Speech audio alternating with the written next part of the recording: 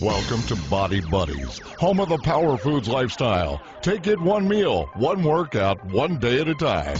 And now, here's the founder of Body Buddies, Kristy Jo. Welcome to the Body Buddies podcast. I'm Kristy Jo, mind and body strategist, and so glad you have found me. Today, I am sharing a subtopic of fitness. As you may or may not know, Body Buddies is all about teaching you strategic nutrition, fitness, and mindset to help you achieve the best quality of life and the best body composition that's right for you, taking into account the psychological programming, the subconscious mind. Everything is a lot deeper than you think it is. Anyhow, today we're talking high heels. A few weeks ago, I was contacted by a man, a PhD researcher from Cornell, who is interested in the interaction between fashion and the body. He found my video that's a top viewed video on YouTube called How to Walk in High Heels, and he asked me if he could interview me for his research. We conducted the interview on Skype. He lives in New York City. So Chris was awesome. He asked some really insightful questions. And I will warn you, I get a little passionate. If you're new to the Body Buddies podcast, congrats. You're about to hear my emotion and my perspective in its raw form. And so don't take offense. Like if you find yourself guilty of any of the things that I kind of make fun of, or maybe I don't know, just take it with a grain of salt and say, what can I learn from this? And just realize I get super fired up and passionate because I just have a lot of experience and time and working through my own crap and figuring things out for myself. So anyhow, just take everything I say with a grain of salt today, please. If this is helpful to you, please share it on Facebook or Twitter. That helps me get this to more women, more people who need to hear strategy. I'm a very real, to the point kind of girl doing all of this to help you live a better life. So thanks for sharing, thanks for reviewing, and actually let's hear our review of the week from iTunes. Kara Zay says, there's so many articles out there that attempt to explain health and working out, but the majority of them do not make sense with their crazy verbiage. So I always sit there afterwards thinking, what the heck did I just read? Kristy Jo explains everything in a way that makes sense, and she uses analogies that really paint the picture for you. I'm beginning to finally understand why my coach is wanting me to eat certain foods or particular foods on specific days or do special workouts. It can be hard to find time to sit and listen to a half-hour podcast, but I've found it easy to listen to them in the car during my commutes to work or while I do the dishes at home. They're super informational and definitely worth listening to. Thank you so much, Kara Zay. And now let's dive right into our podcast episode, talking about the mechanics of wearing high heels. So yeah, I watched one of your videos online, and I wondered, how did you actually get into, making the video? Yeah, well, that's a long story that I'll try to keep short. So back in college, I did ballroom. So I competed in samba, rumba, cha-cha, things like that. And so I've always felt comfortable in heels, but that's where I really pushed it to the next level. Because you have to learn how to make it look like it's a part of your body. It's an extension of your heel. And so that was where I kind of got all my training. And then I'm fascinated with the body. I'm a personal trainer. I'm a nutritionist. When I made that video, that was when I was coaching bodybuilders. I was coaching female bikini competitors, figure competitors. So when they compete, in order to lengthen their legs, make their hamstrings look long, help their popliteal pull straight so that you're getting a nice line and not a broken line, given if you have the flexibility in your arches. And they wear a clear shoe. And so that instructional video was to really help a lot of my women. A lot of women want to look a certain way, and they want that athletic, really disciplined look in their body. And it's funny that a lot of women who want that have no experience in heels. And you would think, because it looks like so feminine and graceful, but I had to almost stuff my mouth sometimes. I'm like, oh my gosh, like women do not know how to walk in heels. And it's, on a personal level, I laugh a lot because I'm like, women, don't wear your heels unless you know how to walk in them. You look stupid. You look like you're walking on stilts with these bent pigeon legs. Like, first of all, you have to have the flexibility in your arch to even sustain the height of your heel. If your knee cannot straighten, your heel's too high. And that's, I get into it because I'm a ballet teacher too. And I feel the same way about putting girls on point. If they don't have the flexibility in their arch yet, I don't want them on point. It doesn't sustain the development of the leg.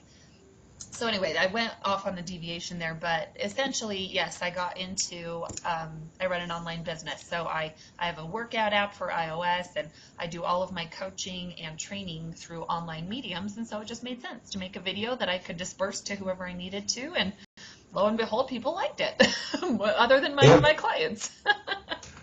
No, that was an interesting story. That wasn't a tangent at all. I actually, just as a quick in-between question, do female bodybuilders wear heels?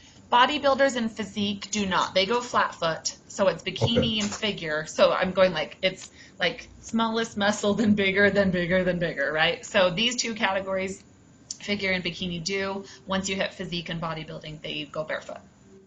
That was a really good question. Yeah, no, it seems like it was an amazing image of female bodybuilders. Like stacked and just like, poof, here we come, gracefully walking. That'd be awesome. Yeah, no, that would be cool. That's, but yeah, also when you said the contrast between people who want a athletic, disciplined look, and then don't. Probably spend a whole bunch of time, working out and so on, and you think athletic shoes, of course, right? Oh, absolutely. Yeah, so you talked about the feminine and graceful look and walk. What could you kind of explain that in more specific terms? Maybe what you mean by that. You talked about how to shift your hip in the video, for example. Right. Could you say more about that? Sure. Well, first of all, femininity is, people, like a lot of feminists are going to uproar at this, but femininity is about encapsulating a little bit of vulnerability. So you want to keep things tight inside of yourself. And so, for instance, when we walk, our hips are here, and assuming your legs don't have any crazy bow-leggedness or pigeon-toed, then, they're going to come down. A lot of women, because of our hip shape, they're going to kind of taper back in. So what happens is there's space between our legs, and any space, the wider we get, the more masculine we become. That's like, they teach this in body language classes. Power stance is wide apart, hands on your hips, make yourself big. So if we want to look more graceful and more dainty and more feminine, then the feet need to come together. So that's what, in that high heel video, is that I'm teaching that the feet always need to track and touch and touch and touch, and that keeps it small. The less space, the better. So in order to keep that space smaller, the knee actually tracks to the inside, which shifts the hip. It allows you to put pressure in the hip, making more of the sway as you're walking in those heels. So it's about manifesting this feminine power through becoming smaller, and it's power in smallness, but closing the space. Interesting. So when you try to teach people how to walk in high heels, what are some of the common problems that you encounter? We have ankles that roll out. So here, I'll show you. Like, here's my foot. Here. Okay? When you lock out like this, in dance, we call that a sickled foot. Okay? And so that's a huge problem. It means basically the strength of the foot is not there. We're not stacking the bones for proper support. And so you'll see that space between their heels when they're walking. And first of all, the space, it's just very unsightly. Second of all, it's dangerous. It can potentially cause injury. And so that's a huge problem I see when women first get in high heels. Second one is going to be that we don't know how to put pressure in the hip. So actually last night I taught a jazz class. So some of my dancers, I was like, sit more. So most women can just kind of do this, right? But being able to stand on one leg, let your hip socket pop all the way out, and being able to sustain the rib cage. There's a lot of flexibility that comes through the cartilage in between your ribs and that intercostal cartilage. So that sway has to be able to happen without being leaning the opposite direction. So there's a flexibility just in the waist and the ribs that has to be able to sustain through that hip socket. So that's what increases the ability for that knee to track and keep it tight. And so those are the two most common problems when women get in heels that they're not doing. They're just walking like that, and they look really silly. And I love every person in this world, but there's a few things that drive me crazy, and that's one of them.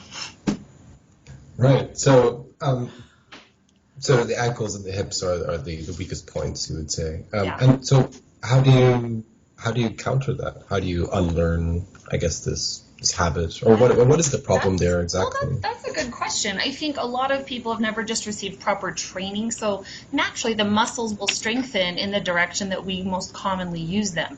So if we haven't developed that inner arch strength as well as the ankle strength to bone stack so that your shin, your ankle, and your, I call it the daddy toe, it's the big toe, that they all align, then naturally we're going to invert that ankle. So the fix for that is doing calves raises, but not just going up and down. If we're not focusing on what muscle we're strengthening, that is a problem. So as we press up through the heel, we should be trying to push the ankles together, always ankles together, always driving the bones over the big toe. That's going to develop more of that strength. So that's going to help with the ankle space. The second one with the hips is going to be, we need to get in movement. I'm a huge, huge, huge advocate of stretching, and people hate it because most people do not like stretching. It's painful. But especially if we have tight hips, if we have tight ribs, and we're not, like, if we can't easily move side to side like that in a sitting position, we're not at our full capacity of mobility. And that can present a problem down the road, not only in walking efficiently in high heels, but that can cause core injuries. If you exert too much movement at any given time, and then boom, you can't sustain that. You don't have the flexibility to support it. You have an injury. People pull muscles in their sides, their ribs all the time because of this. I think that's a huge contributor to back pain because we're popping ribs out. We don't have the support right here. I have a third problem that I have to mention because this is another one. Is that okay?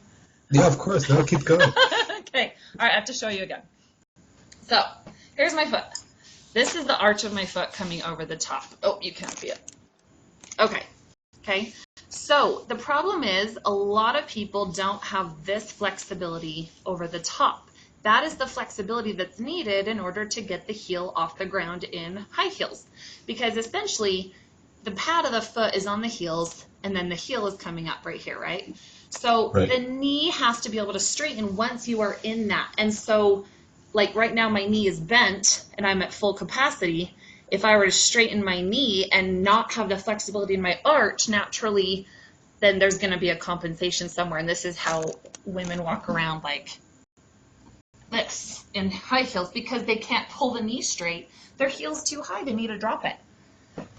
So that's a huge thing is you can't just suddenly one day walk in 5-inch heels. Unless you've got crazy incredible feet or unless you're a ballerina. And even ballerinas sometimes don't have those feet. Like ballerinas in training are developing those feet hopefully, but there's a huge part of it is genetics. The second huge part of it is how much attention and awareness you're giving them. You've got to, in any part of the body, in order to increase pliability or elasticity in the muscle, that's constant work. It's consistency in stretching it and strengthening it and using it. You don't just, want to go out on the town and put on these 4-inch heels and expect yourself to walk perfectly in them.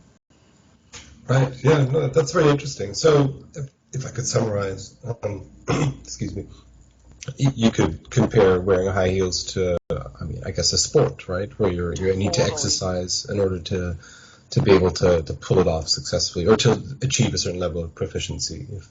Absolutely. Does that sum it up? If you want to look good in heels, yeah, there has to be some attention to training yourself. So what does looking good in heels mean? It shouldn't be an eyesore. Is that so harsh to say? There should not be any dipping in the head when you walk. There shouldn't be any up, down. It should just be a natural glide. The chest should be able to be open, the shoulders back, the head lifted, and it should just be a very queen-like presence rather than a choppy, having someone feel sorry for you feeling. They're like, I hope she can take those off soon. When someone's saying that, you're not there. if someone's saying, dang, you're there. And if there might be a mix of the two. Yeah, interesting. I think what I find particularly interesting, actually, in what you were saying is you mentioned feminine power at some point, and you also mentioned strength, I think was the word you used so like that's when you were talking about a good walk, which seems somewhat contradictory. I mean, women are often like there's a tension there, right? Where if you are a strong woman, you're also somehow less feminine in certain ways.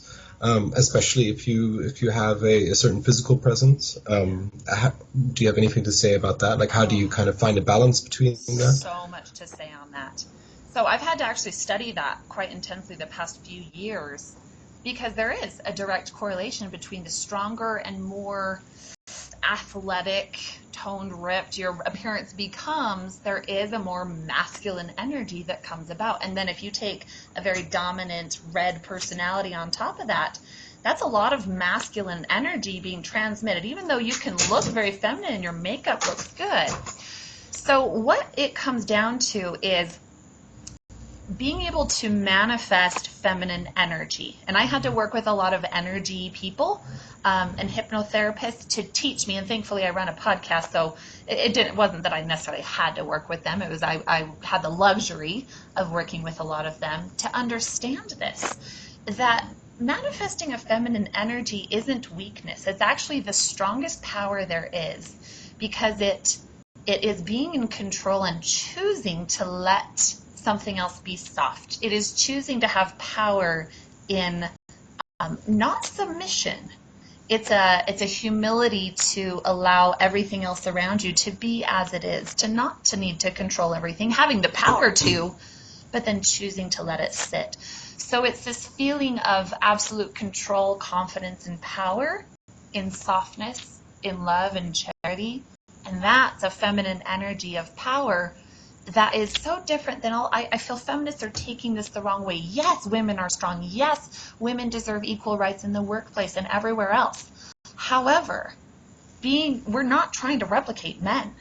And being stronger or bodybuilding or toned or anything like that isn't trying to replicate men. It's trying to become the strongest version of the feminine self. I love being a woman.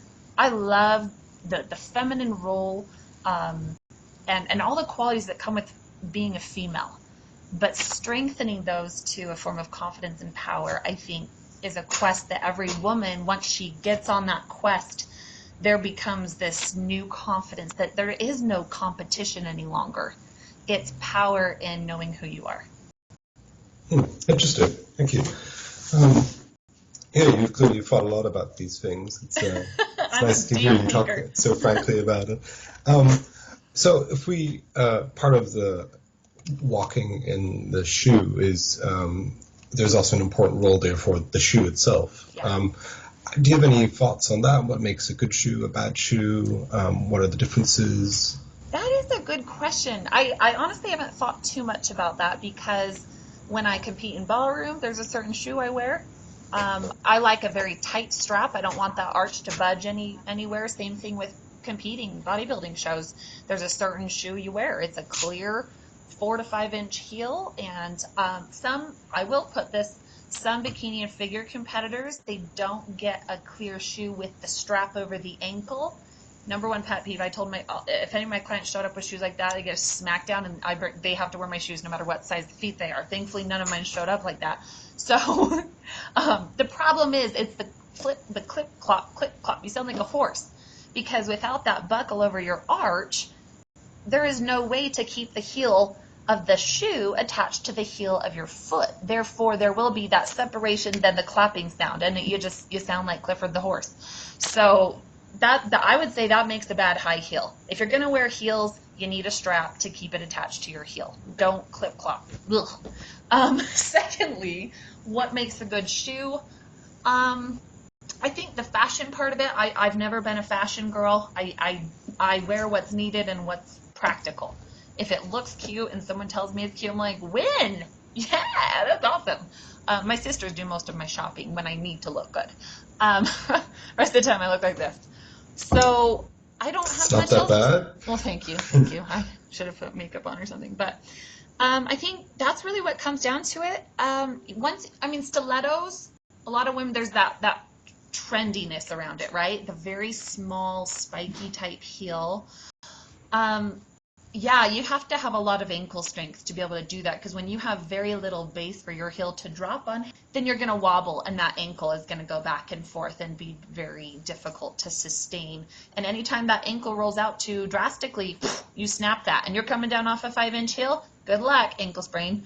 And that's why there's a lot of, injury around wearing high heels, and there's a stigma for sure. People like to make fun of things that people can't do well. That's one of them. That's very true. No, that's interesting. Well, actually, that does bring me to another point. Actually, so high heels are quite a controversial shoe in some circles, and you mentioned the certain feminists who object to these shoes as well. Do you have another, from your background in training people's bodies, and there's a clear kind of relationship to health and healthy living there. Do you have any thoughts on the shoe in that regard? Yes, actually. So there's 3 different positions of the pelvis that it can be shaped.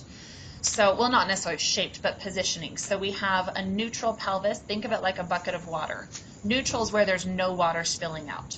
Or posterior tilt, where water is spilling out the back. So that's going to be more like a tuck bum, like this. These type of people have very flat butts.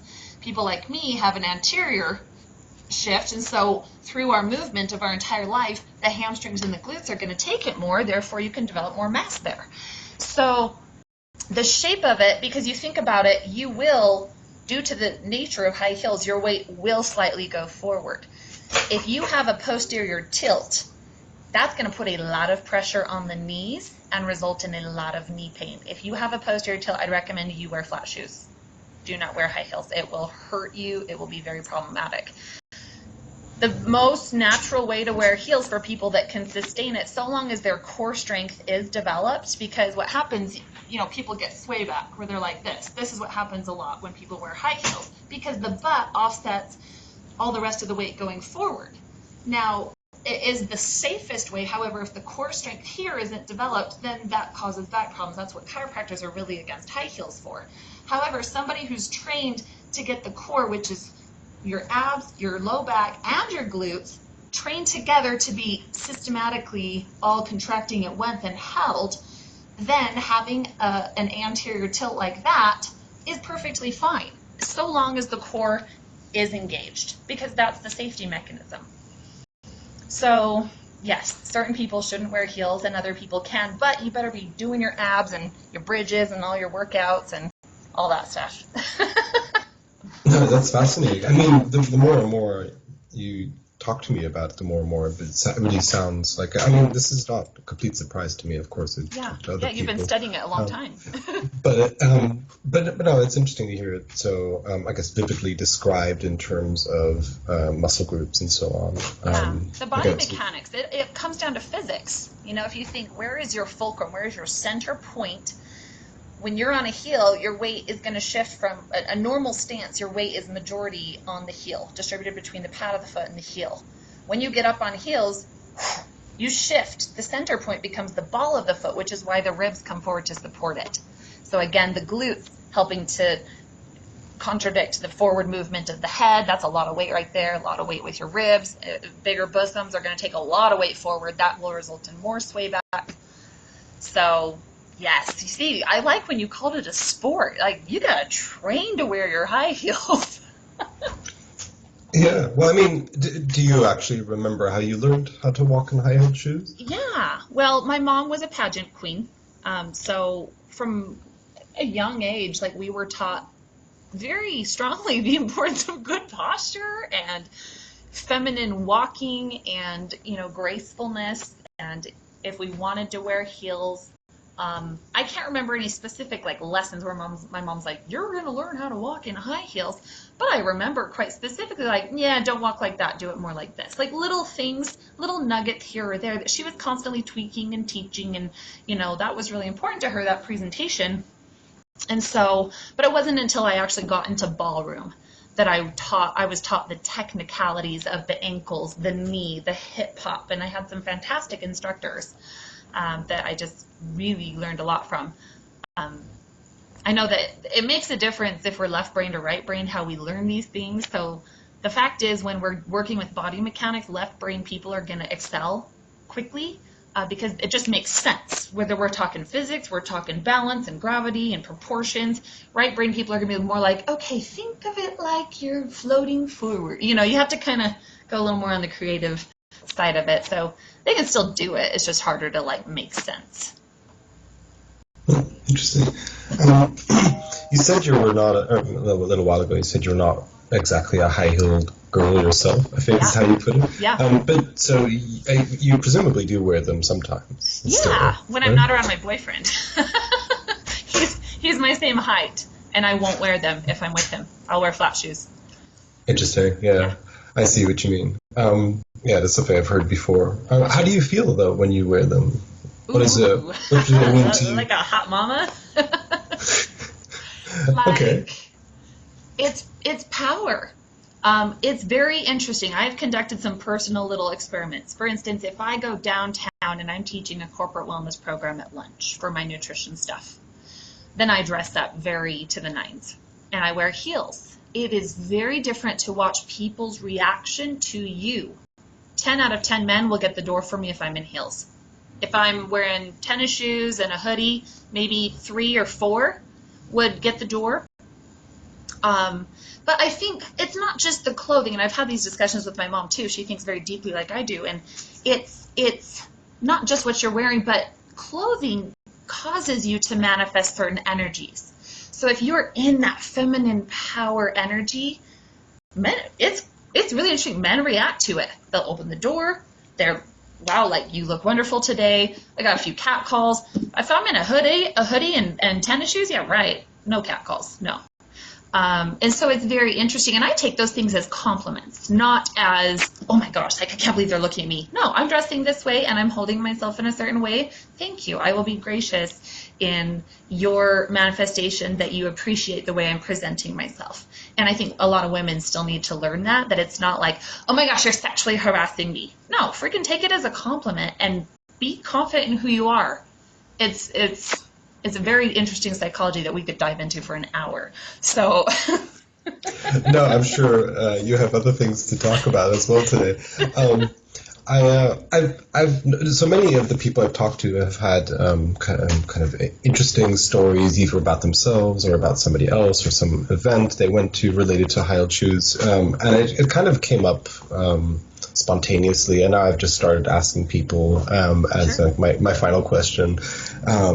Do you have a story you'd like to share? If you don't have one, it's not a problem, of course. But if it just seems many people have either a funny or a sad or a great or a touching story about high heels.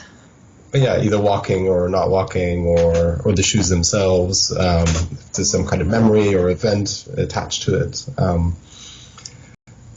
Well, the only thing that comes to mind, I don't have a huge dramatic emotional one, but the first thing that comes to mind is when I was in my early 20s going to a downtown Salt Lake party and dressing up and looking so good. And, I in the early 20s, you're really still trying to find your identity and to prove yourself and to know where you fit in the world. And I really wanted that. But once the music came on, the dancer in me came out. And I took off my shoes and I just danced. I remember I just got so ugly. And I was like, that's the real me. Like, stop trying to please people and just be you. And I think if that's one last thing I would just want to share is high heels should be to manifest a greater self, not a fake self. Not what we think the world wants of us or expects of us or other people. And so it's a tool that's not for everyone. If that tool helps us to be that higher self or to do a sport or to, whatever we need them for, then great. Use that tool, but not to mask anything or to, become something that we're not. That's interesting. Wise words to end on. Well, thank you very much for your time, and I hope your Instagram Live followers enjoyed this as much as I did. And if anybody wants to share anything, feel to chip in, I guess. But again, thank you for your time. So now you might be wondering, as I was, how did he get involved in studying high heels and the mechanics of them? So here's where he tells me a little bit about what led him into this study. I'm just curious a little bit about what's led you into your studies. Right. It's a long story, actually, but it's a good question. No, I always get it. Like, how did you end up thinking about high-heeled shoes? I have actually, when I started doing the PhD program, I was planning to do something completely different. I worked on scientific controversies, and I started looking at vaccination controversies and hydrofracking. And halfway the program, I just got fed up with it. Did you say hydraulic fracking? Hydrofracking. It's short for hydraulic fracturing. Well, I dated an engineer in the oil industry, so I was like, I know that word. Yeah. Okay, gotcha. Okay. You were right on the money. That's boring exactly stuff. it. Boring stuff. Yeah, pretty scientific, technological stuff. And I got fed up with that, and then I wanted to do something that was like a long-standing interest of mine, thinking about fashion and about things everyday objects and so on. I became interested in shoes, and that's kind of how I rolled into it, thinking, the more I thought about it, the more I talked about it, the more I thought this is really interesting. And so I've been talking to foot designers, catwalk coaches, women who wear heels. I'll be spending some time in Italy at factories with people who build the heels that are designed here in New York. So kind of following the shoe around, I guess. And one of the funnest parts has been talking to people like you who have made instructional videos, who teach classes on how to walk in heels. So that's why I'm glad that you have found some time in your schedule. For those of you who may be interested in posing or, high heel lessons, I do offer those online, whether you are a bikini figure competitor or just want to get better and you've learned something from this podcast. Reach out to me at bodbuds, BODBUDS @gmail.com, and we can chat about doing a lesson or two. So you just have to have good Wi-Fi connection, so we have a really clear video, and be able to be in a place, usually I prefer not home, that you, like a gym, something, a hardwood floor that you can put your computer or your phone down so I can see your full body. And it's been wonderful to work with so many people across the nation, preparing them for competition. And so hopefully you found this podcast helpful, and invite you to learn more about my nutrition and workout stuff. Everything I do is over at body-buddies.com. Take it one meal, one workout, one day at a time. Thanks for listening. If you enjoyed this episode, please leave us a review on iTunes. You can learn more about Body Buddies and Power Foods Lifestyle by going to www.body-buddies.com, BODY-BUDDIES.com, and powerfoodslifestyle.com. That's www.powerfoodslifestyle.com. Information in this episode is provided for informational purposes and is not meant to substitute the advice provided by your own physician or other medical professional. Information and statements regarding dietary supplements have not been evaluated by the Food and Drug Administration and are not intended to diagnose, treat, cure, or prevent any disease.